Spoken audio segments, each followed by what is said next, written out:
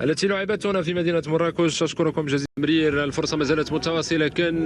كانت محاولة من جوزيف كومبوس للوصول للكرة.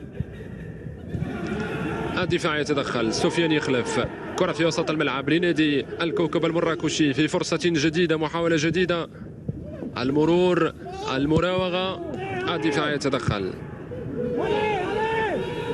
هجوم مضاد لنادي أولمبيك تشيرا، فرصة للفريق للحصول على التقدم، إمكانية التسديد، التدخل من الدفاع.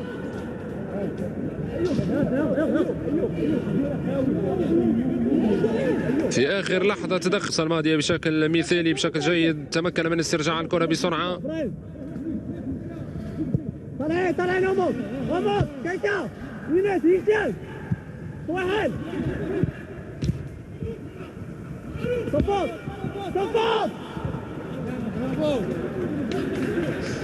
كرة خرجت تماس.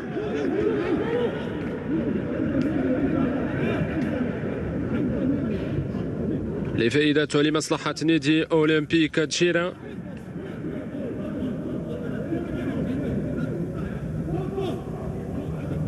ينفذ تماس.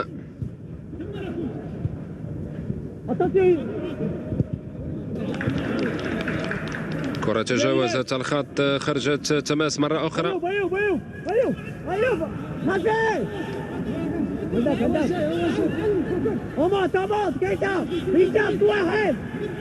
سفيان يخلف، العودة لرضا البين في وسط الملعب. رضا إلى يرسل الكرة، رضا البين يعود لحارس مرماه بدون أي مجازفة.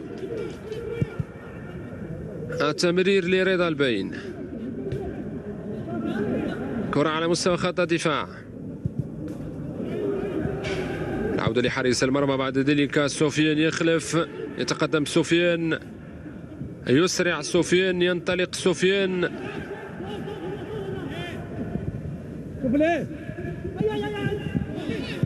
افتكاك الكرة بطريقة ممتازة من أيوب الخافي بشكل جيد. التعادل ما زال مستمرا على مستوى النتيجة.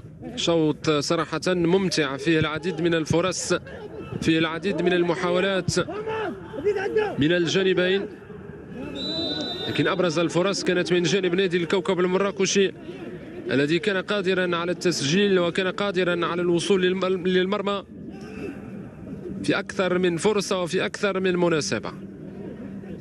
الحكم يضيف 2 دقيقتين كوقت بدل ضائع في هذا الشوط. 2 دقيقتان. هل سيكون وقتا كافيا لأحد الفريقين للوصول للمرمى، أم سينتهي الشوط بهذه النتيجة تعادل؟ هنا فرصة لنادي الكوكب المراكشي. إدريس أبو بكر، أيوب الخافي أو أيوب بن عدي،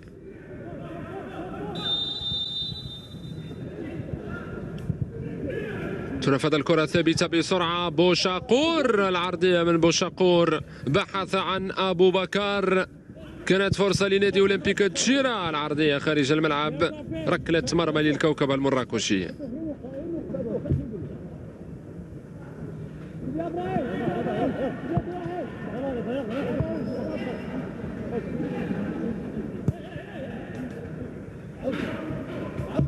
كانت فرصة لنادي أولمبيك تشيرا لكنها لم تستثمر بالطريقة المثالية وبالطريقة المطلوبة من المدرب مصطفى أشريف.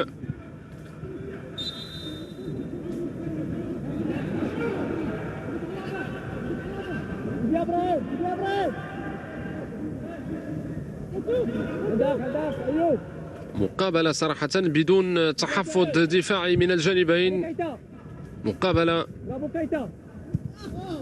فيها العديد من الفرص في الشوط الأول.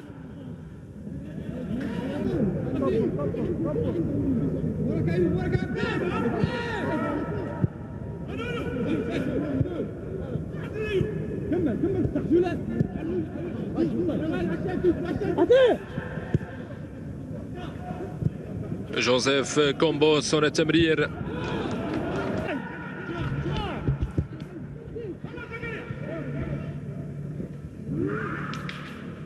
كرة في وسط الملعب لنادي الكوكب المراكشي. هنا محاولة، فرصة، التمرير، لكن الدفاع يتدخل. كوفي جيرارد،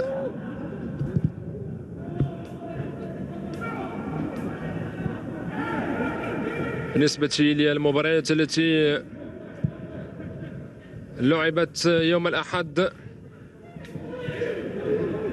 برسم منافسات هذه الجولة تقريبا قبل ساعة انتهت مقابلة رجاء بني ملال وشباب المسيرة اللقاء الذي لعب بمدينة بني ملال.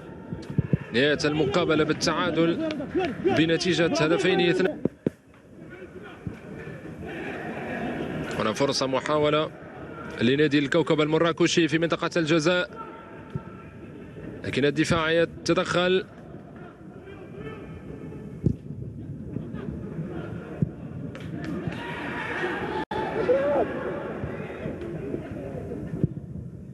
هنا فرصة، محاولة تسديد الهدف الأول لفائدة ولمصلحة الكوكب المراكشي. فرحة كبيرة لعناصر الفريق، وأيضا فرحة المدرب رضوان الحيمر. في الدقيقة 56 من عمر اللقاء ينجح نادي الكوكب المراكشي في الحصول على الأسبقية والتقدم في هذه المقابلة الكروية. هنا الإعادة، هنا اللقطة، تسديدة اصطدمت بالقائم، تسديدة حمزة فونتي، كانت المتابعة من أيوب جلال. هدف أو أسبقية والتقدم.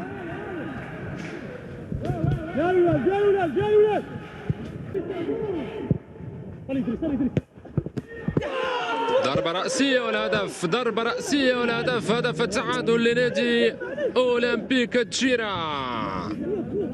ينجح إدريس أبو بكر في الوصول لمرمى نادي الكوكب المراكشي بطريقة ممتازة. التألق من إدريس أبو بكر.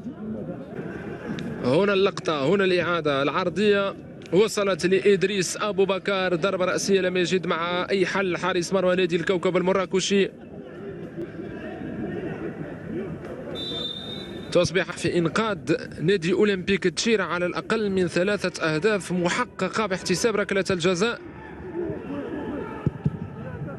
التي نجح في التصدي لها في عبد الجليل جبيرة. كوفي جيرارد، التمرير من كوفي، فرصة لنادي الكوكب المراكشي، محاولة.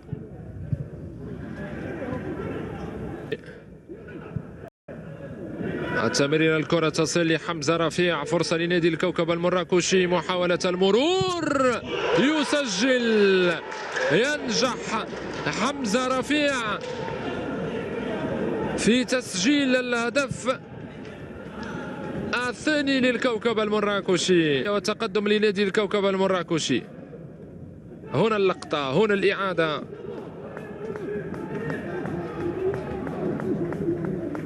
حمزة رفيع يسجل الهدف الثاني. كرة تصل لجيرارد، يتقدم جيرارد، ما الذي سيفعل كوفي؟ التمرير، إمكانية التصويب، فرصة ما زالت متواصلة دائما للكوكب المراكشي، لكن الدفاع ليفوز وليظفر بالنقاط الثلاث في هذه المقابلة الكروية التي لعبت هنا في مدينة مراكش. أشكركم جزيلا.